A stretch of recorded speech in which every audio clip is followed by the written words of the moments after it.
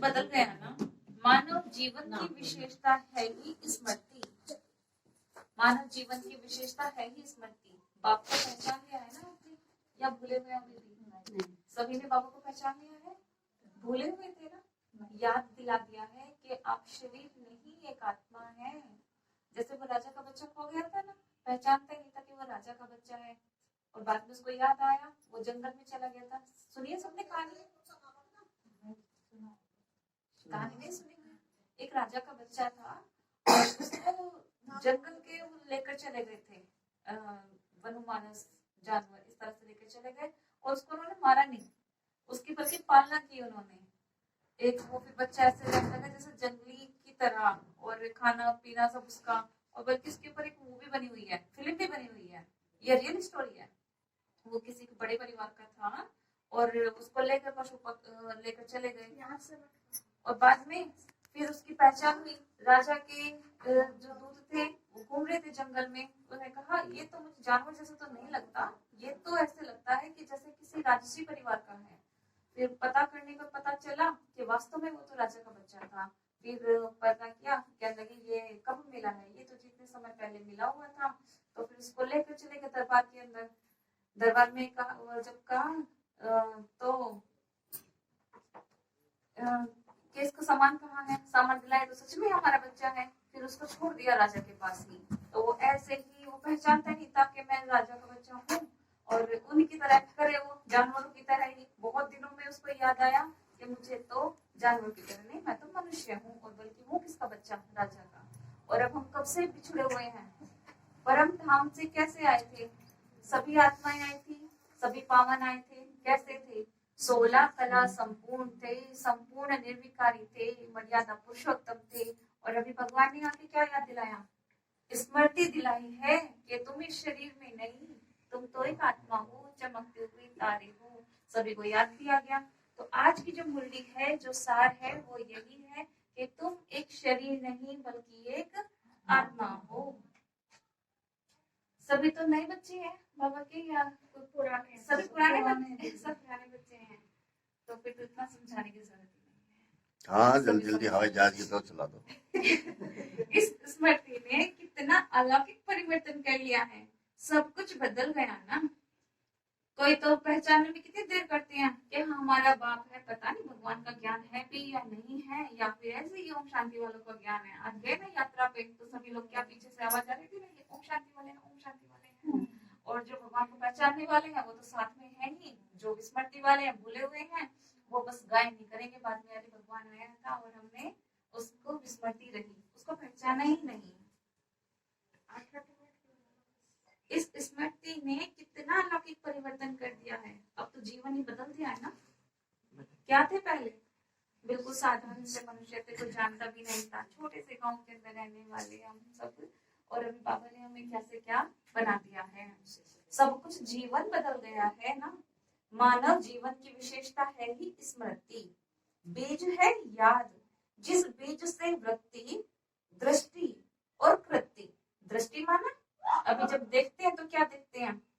सामने एक बुजुर्ग आ रहा है, भाई है, वे माता आ रही है, ऐसा देखते हैं? यार वो आत्मा भाई है। तो अभी हमारी दृष्टि बदल गई ना। पहले क्या देखते थे? शरीरों को देखते थे, वो ऐसा है, ये ऐसा दिखाई दे रही है ना, ये लंबा है, ये छोटा है, ऐसा दिखता था। अभी क्या? आत्मा है, हमारा भाई है। आत्मा तो हमारी देखने की दृष्टि बदल गई, कृति कर्म बदल गया। अभी हम आपस में भाई भाई कैसे रहेंगे? प्रेम से रहेंगे, लड़ाई झगड़ा करके थोड़ी रहेंगे। तो हमारा कर्म, हमारी कृति, हमारी वृत्ति भी बदल गई। दृष्टि, वृत्ति और कृति, सब कुछ हमारा जीवन बाबा ने बदल दिया। किस आधार पर? जब से हमें उसकी याद आई है। वृत्ति ना, बीज ही क्या है? याद है।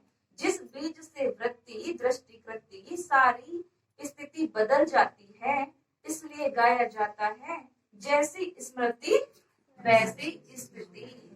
अगर महसूस करेंगे कि बहुत ही ठंडी है, बहुत ही ठंडी है, तो क्या रहेगा? ध्यान बहुत ही ठंडी ठंडी रहेगी। और जो योगी है, वास्तव में जो योगी होते हैं, क्या कहते हैं? इन्हें ठंड नहीं लगती क्या? उनकी जो याद रहती है ना, उनकी याद एक परमात्मा के साथ में, भाई परमात्मा को तो देखो हमने पहचाना है, और उनका जो है उन ऐसे दिमाग में बैठ जाता है उनके कि मैं यहाँ नहीं बैठा हूँ, मेरी जो चेतना है उसमें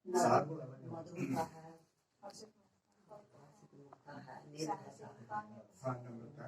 सुख शांति, नम्रता, धैर्यता,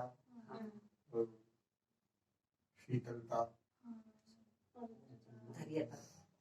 लेकिन ये दिव्य गुण देवता का गुण है। हाँ, वो आत्मा के गुण तो वही है, ज्ञान, योग, पवित्रता, आनंद, ये सब है, सुख शांति स्वरूप। अभी सबको एक बार बता दो। सुख शांति, आनंद, प्रेम, हाँ, हम्म? ज्ञान, योग, सुख मैं शांति, आत्मा, आनंद, प्रेम। हाँ, इस तरह से तो इसको पहाड़े की तरह तो है, अच्छा है। और बाकी मैं आत्मा ज्ञान स्वरूप हूँ, मैं आत्मा शक्ति स्वरूप हूँ, मैं आत्मा प्रेम स्वरूप हूँ, मैं आत्मा शांत स्वरूप हूँ, मैं आत्मा पवित्र स्वरूप हूँ, मैं आत्मा आनंद स्वरूप हूँ, है ना? सतोगुणी है ना आत्मा। वरिष्ठता सो देवता, कितने स्मृति दिलाई है, तो दिव्य गुणों की भी याद दिलाई है। अब ब्राह्मणों के यह गुण है, गुणों की लिस्ट भी स्मृति में रखनी है। जैसे हमें याद रहता है ना कि हमें याद है हमें घर जाना है, अभी घर से आए हैं, ऐसे ही हमें दिव्य गुणों की याद भी हमारी ये बुद्धि में रहे। गुणों की लिस्ट भी स्मृति में रहती है, तब समय प्रमाण उस गुण को कार्य में कर्म में लगाते हो। कोई समय स्मृति कम होने से क्या रिजल्ट होती है? समय पर गुण यूज नहीं कर सकते हो। जब समय बीत जाता है फिर स्मृति में आता है कि यह नहीं करना चाहिए था।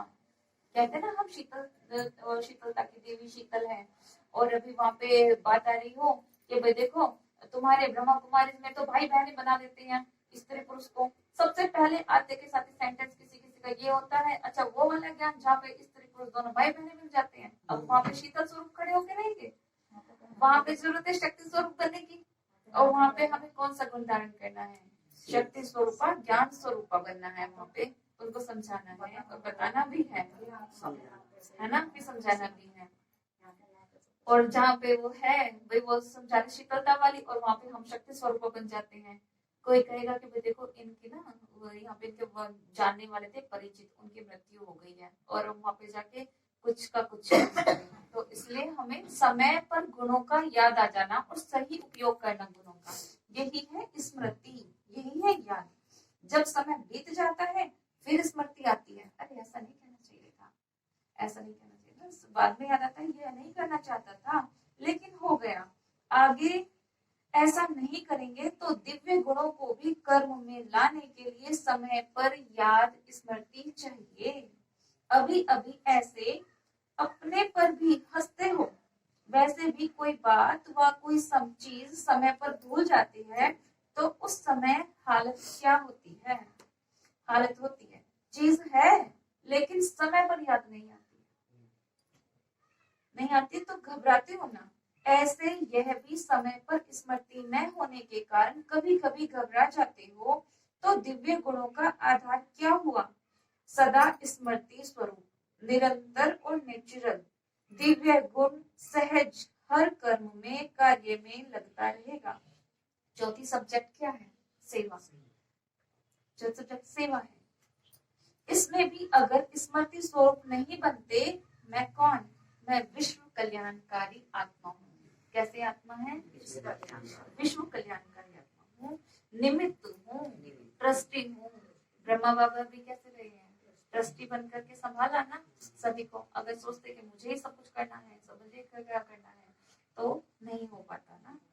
तो अभी क्या रहे? वो ट्रस्टी है कि बाबा का काम है, मैं करा, बाबा करा रहा है, करण करावनहार करा रहा है, मैं तो ये तो सेवा है।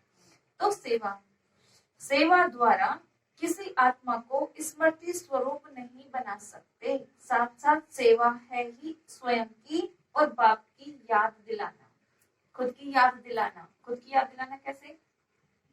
आप एक आत्मा है न कि शरीर, ये याद दिलाना है ना दूसरे को। तभी तो हम एक दूसरे को आपस में कहते हैं ना ओम शांति। ओम शांति क्यों कहते हैं?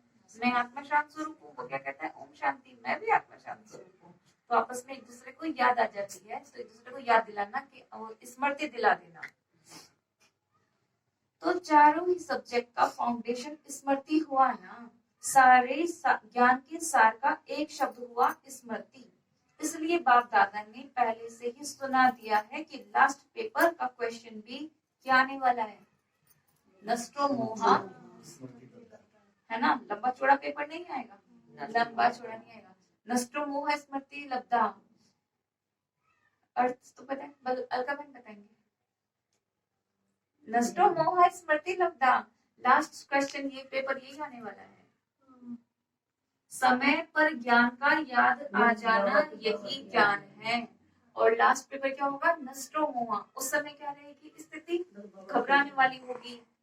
और जैसे स्थिति देखी है पहले भी कहीं पे, अभी तो कभी कोई एक हलचल में मचाते हैं तत्व, अभी फिर सभी पांचों तत्व एक साथ हलचल में मचाएंगे और उस समय एक की याद में टिकना, नष्टो मोहा, किसी की भी याद नहीं, कोई भी नहीं, वो कहाँ है वो कहाँ है, कुछ नहीं, बस सबसे नष्टो मोहा होके स्मृति लब्धा, इस उस एक की याद,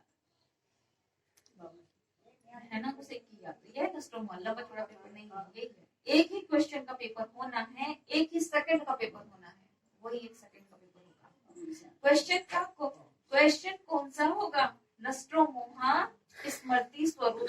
क्वेश्चन भी पहले से ही सुन लिया। जब पेपर आउट हो गया, पेपर आउट हो गया ना, है ना, जब पेपर आउट हो गया तो एक ही रहेगा। क्वेश्चन भी पहले से ही सुन लिया, फिर तो सभी पास होने चाहिए, सभी पास होने चाहिए। सभी नंबर 1 पास होंगे या नंबर 1 पास होंगे,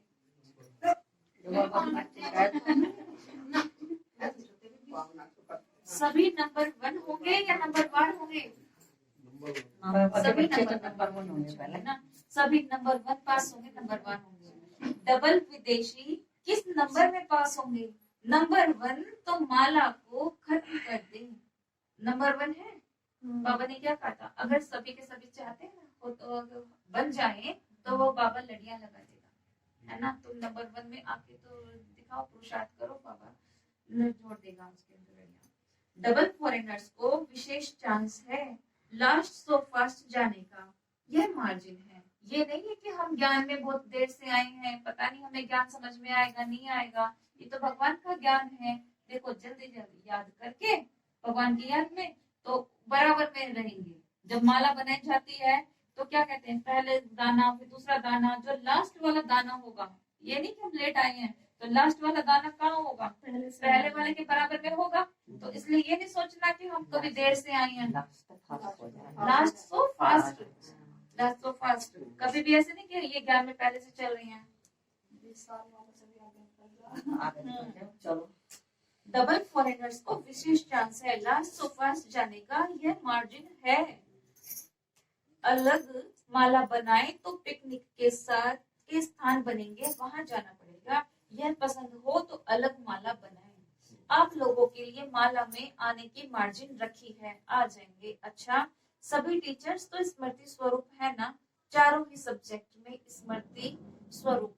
मेहनत का काम तो नहीं है ना, टीचर्स मेहनत का काम तो बहुत है। टीचर्स का अर्थ पर जो बाबा ने बोला है मेहनत का काम नहीं है, तो कौन बोल रहा है, भगवान बोल रहा है। हम इस वाली बात का भी ध्यान रखना है ना, कि किसने कहा है, भगवान ने कहा है। तो टीचर्स का अर्थ ही है अपने स्मृति स्वरूप फीचर्स से और को भी स्मृति बनाना। आज हमें आते के साथ दीदी ने अपना क्या अनुभव सुनाया। आज मैं क्या देख रही थी, सभी जगह शांति शांति का वो था, है ना। हम वो शांति यात्रा थोड़ी निकाली थी, तो मैंने कहा सब कुछ शांत शांति से दिख रहा था, तो फिर हमें भी। तो टीचर्स का अर्थ ही है, माने जैसे वो है खुद की स्थिति थी, उन्होंने दूसरे की भी ऐसी स्थिति देखी है। स्वरूप फीचर्स से, अपने फीचर्स से, चाल चलन से हम दूसरे को ऐसे वो अनुभव करा सकते हैं, सेवा कर सकते हैं। ऐसे नहीं है कि ये लोग नहीं सुनते हैं, ये नहीं सुनते हैं, वो कैसे सुनेंगे। अभी वो दिखाते हैं ना, ब्रह्मा के एक अलग अलग वो निकले हैं, देवताओं की उत्पत्ति दिखाते हैं कि कोई कहाँ से निकला, कोई नाभि से निकला, कोई पैर के नाखून से निकला, तो ऐसे कोई हाँ ऐसे ऐसे उनकी उत्पत्ति हुई है। तो ऐसे ही जो बाबा के बच्चे हैं ना, जो पहचान करेंगे, तो कोई तो सुनेगा कि कभी इन्होंने वो क्लास कराई थी, उसमें मैंने सुना था, वो उस कारण आएगा। कभी क्या किसी भी हमारे कर्म को देख करके वो आ सकता है। ये नहीं कि हमारा हर कर्म, हमारी हर चलन कैसी है वो श्रेष्ठ होनी करने के निमित्त बने हैं ना। औरों को स्मृति दिलाए कि मैं आत्मा हूँ, मस्तक में देखे। बिंदी लगाते हैं मस्तक पे, क्या है ये पहचान, ये वही स्मृति है उसी की कि हम शरीर नहीं, हमें आत्मा है। तिलक लगाते हैं, आपके फीचर्स ही औरों को स्मृति दिलाए कि मैं आत्मा हूँ, मस्तक में देखे कैसी मणि हूँ, चमकती हुई मणि हूँ। जैसे सांप की मणि देख करके सांप की तरफ कोई का ध्यान नहीं जाएगा, मणि की तरफ ध्यान जाएगा। अभी कोई लंबा चौड़ा से तिलक महाराज जैसे आते हैं ना ध्यान लगा के, कभी उनका ध्यान तरफ जाता है कि शरीर है, एकदम ध्यान जाएगा। देखो कितना कैसे तिलक लगा रखा है। और कोई भी बिंदी भी लगाते हैं वो विशेष जैसे, तो ध्यान कहाँ जाता है, बिंदी। और हम कैसे हैं, अभी तो हमें ऐसी बिंदी दे दी है, कभी वो ना मिटने वाली बिंदी दे दी है। क्या है कि वो जो लेडी लगाती है, कभी तो क्या कहते हैं वो साफ हो गई, अरे उसका गम छुट गई, कभी कुछ हो गया। वो कैसी है, थोड़ी स्थूल बिंदी है, हट भी सकती है, वो लगाने ध्यान नहीं रही, कुछ ऐसा हो गया। और अभी हमें चमकती हुई मणि, सदा बिंदी, सभी को बिंदी लगी हुई है, सभी की अपनी अपनी बिंदी देखो, सभी बिंदी लगी हुई है। आत्मा की बिंदी चमक रही है, कैसी चमक रही है बिंदी, बढ़िया बढ़िया चमक रही है बिंदी। अपनी तो चमकती रहे, लेकिन चमकनी चाहिए दूसरे की। अच्छा, अपनी भी चमक, हाँ दूसरे की भी देखिए, तो कैसे